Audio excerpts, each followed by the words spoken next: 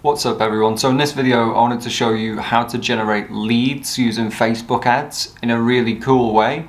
So using this technique you don't need to have a website, and everything that happens on your lead form will be tracked 100% because it happens on the Facebook platform. This is as opposed to if you run leads to a website where after the iOS 14.5 updates not everything can be tracked. So personally, I run a lot of lead generation for my clients. I'd say about 70% of my clients are lead generation. And for the vast majority of that 70%, I use this technique, which is on Facebook lead forms. So they're really easy to use and set up. As I said, all of the tracking is done on the Facebook platform, so you don't lose any data. And then obviously, because you've got all that data, you can really easily create lookalike and custom audiences in the Facebook audiences section on the ads manager. So you can make custom audiences from people who've opened but not submitted a lead form, and you can make audiences for people who've opened and submitted a lead form. And then of course you can make lookalike audience as well from those custom audiences. So I want to jump straight into the ads manager and show you how I would set up one of these lead generation campaigns. Really simple to do, and it's actually quite quick and easy to set up. So first off, you want to get into your ads manager. Now if you don't know where that is, I did make another video showing you how to get to the ads manager and to avoid trying to run ads from the Facebook post promotion page, which is a big no-no. So when you're in the ads manager, you just come over here and click create.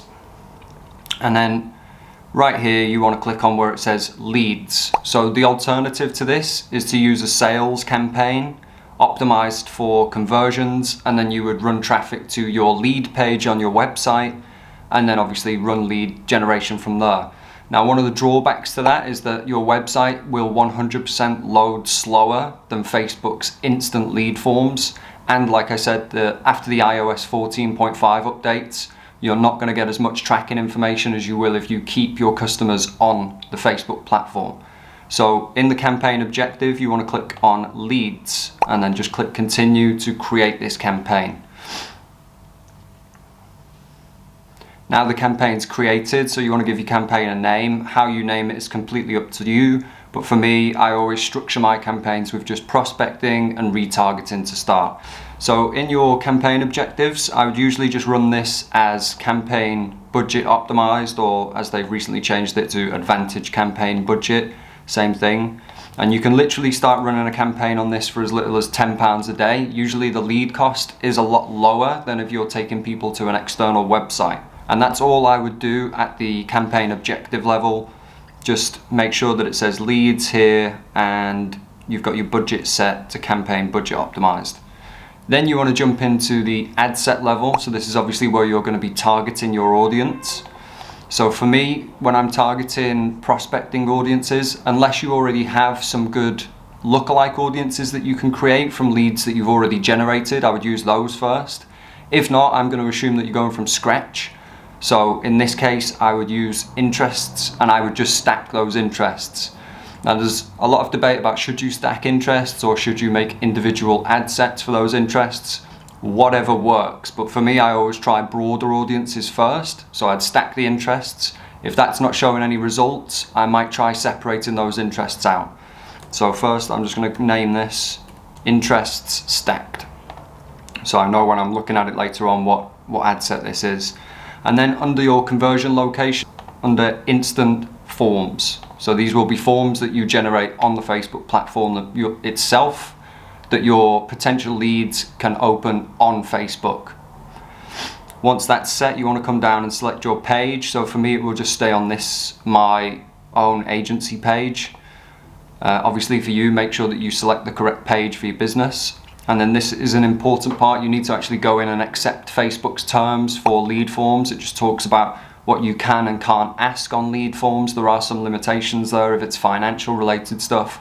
You can't ask that on Facebook, you would have to use an external website. For most lead generation stuff, you'll be able to do it with Facebook lead forms. So you can have a read through all of this documentation and then just click I agree to the terms and conditions. You're all set there. And then you want to come down, make sure that optimization and delivery is set for leads. I wouldn't bother setting a cost per result goal at this stage. They're most likely going to be quite cheap leads anyway. and then into the audience section. So you want to set your audience to wherever you're targeting. So let's just say United Kingdom for me. And always remember to change this targeting information to people living in this location. Facebook always defaults it to living in or recently, but usually you just want to show your ads to people who live in that location. So audience location set to the UK. For this one, so for an example, I will just make this ad as if it's for my agency to offer lead generation services. So I would leave the age and gender, and then let's have a look under detailed targeting.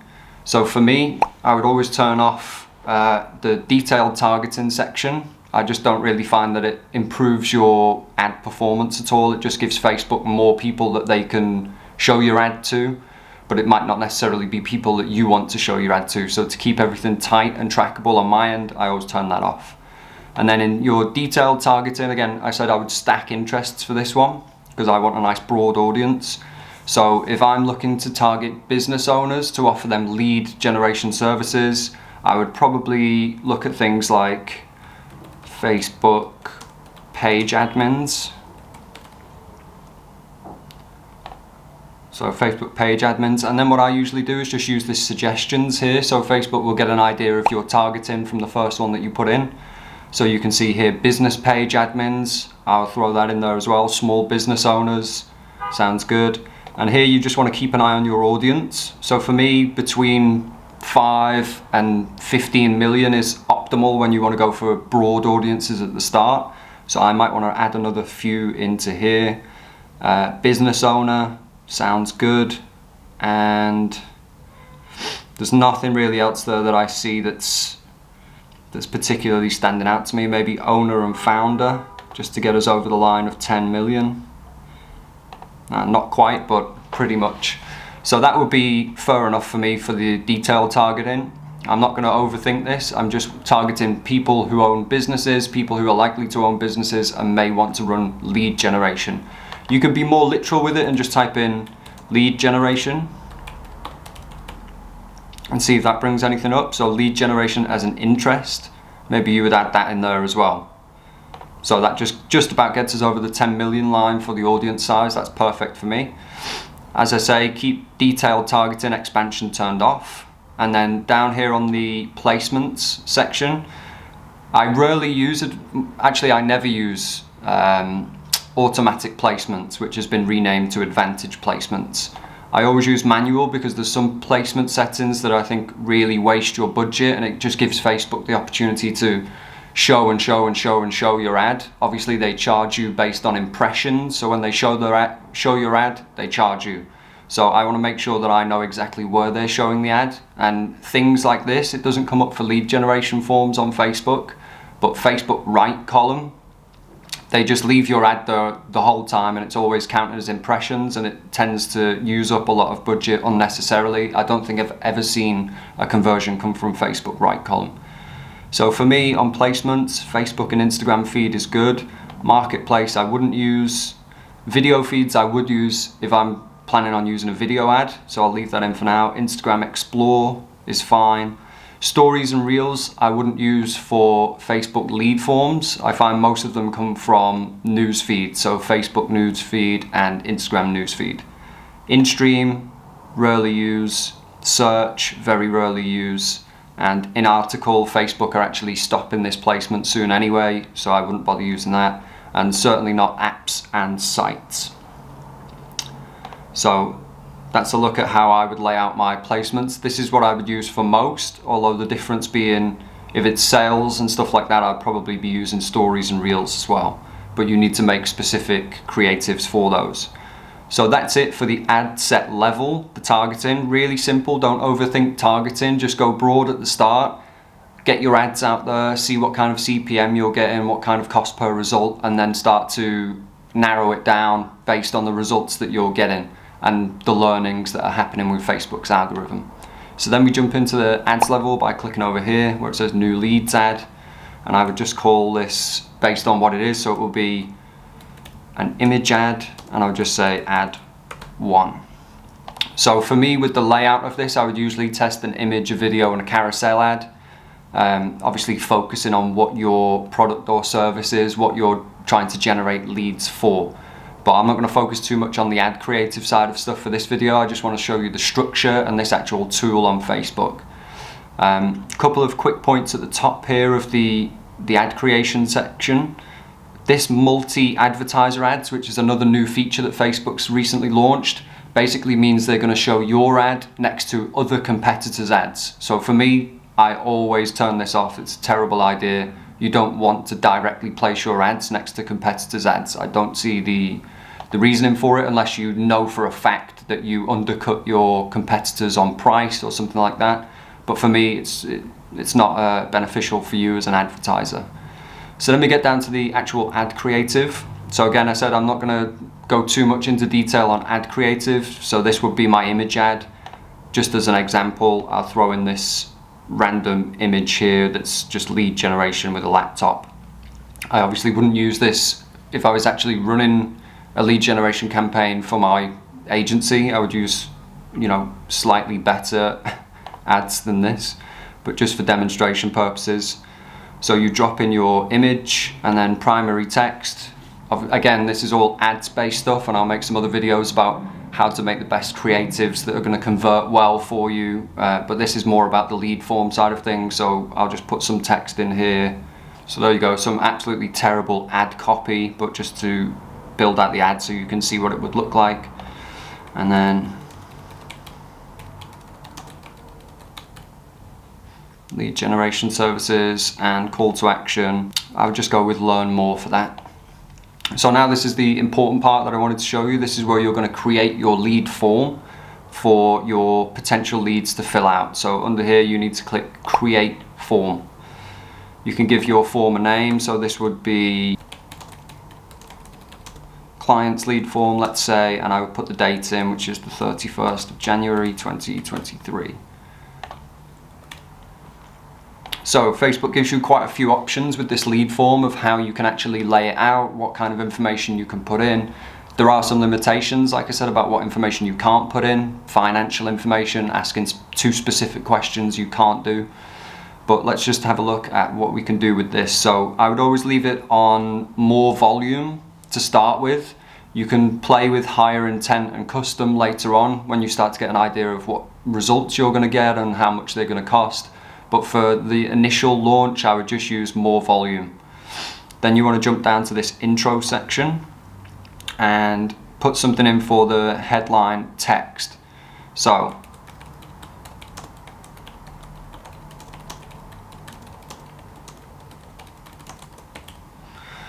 again, terrible ad copy, but just to show you how to build this lead form out. So generate thousands of leads for your business. So this will be the first page of the lead form when somebody clicks on your ad. And then a description in here.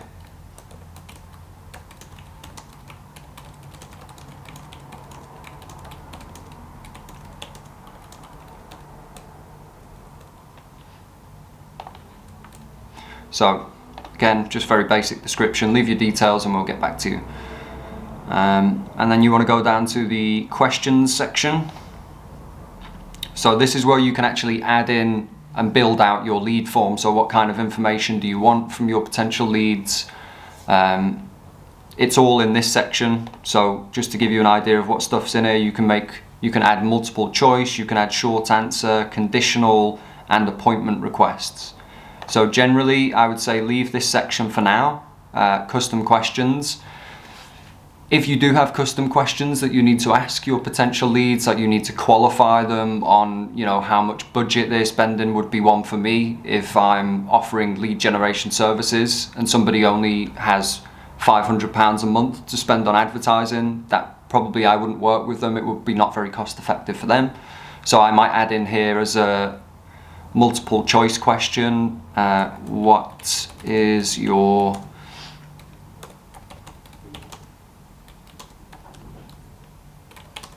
monthly ad budget? And then I can have 0 to 1K and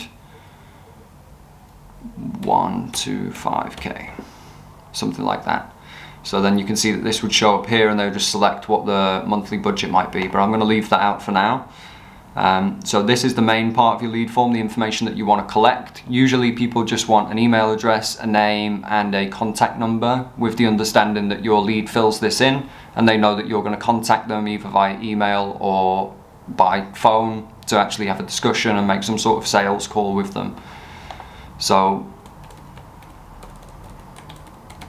under the description section here, you just want to fill in a basic bit of information about what you're going to do with the details, so they'll want to know. So you can just put in here, we will call you. And then Facebook automatically gives you email, first and full name. You can add categories in here for contact fields, so phone number might be a useful one. You might also add in locations if your product, if it's important where your customer is based. But basically all of the information that you might add is in that section. So I would just leave that for now, just email, for full name and phone number, and you can reorder these by clicking on the dots on the left and just pulling them around. So I would go name first, email, and then phone number. Next section will be privacy policy. So you'll just need to add in a link here to your privacy policy. So just as a random, privacypolicy.com. That's all for there. And then the final page of your lead form will be after they've completed the lead, and it will just give them some information. So thanks, you're all set, you can now visit our website or exit the form, etc. You can change this information as well, and you can actually add in a link here to any page that you want. Interestingly enough, including Facebook pages. So if you have a Facebook group, you can actually add a link in here so they can go and check that out, or you can add in your Facebook page, or if you do have a website, you can always link that in there as well. So that will be it. You just click publish in the bottom right, and Facebook will create your lead form. So you've actually got a lead form now that's on Facebook. When your ad goes out, which is this ad here, to your customer, to your audience, they will then click on the ad and they will see this lead form. So you can see the introduction page, then you have the actual contact information, which Facebook will auto-fill for your customers. So Facebook will already have all of these details, and if they click to this page, it will auto-fill and the customer just needs to click next. Then they will get the privacy policy page and then the final thank you page, and they can visit your website or whatever link you've put in here at the bottom. And that is literally it. You would then run this campaign, and like I said, you can track much better because it's actually happening on Facebook. And then in the Facebook audiences section, which I'll just show you quickly. So click on the three dots at the top left, click on audiences, leave this page. Make sure that you actually launch and publish yours, but there's no need for me because it's just an example video. So you're in the Facebook audiences page. If I just click on create a custom audience, you can see here under meta sources, which are the best sources to create custom audiences from now after the iOS 14.5 updates. You can click lead form, hit next, and then Facebook will actually let you create various custom audiences from your lead form. So you can see you can make one from anyone who opened this lead form, anyone who opened but didn't submit the lead form, and then anyone who opened and submitted. So obviously from these audiences you can make really powerful lookalikes from people who've submitted lead forms. You can also make decent lookalikes from people who've opened but not submitted, and you can also retarget those audiences as well.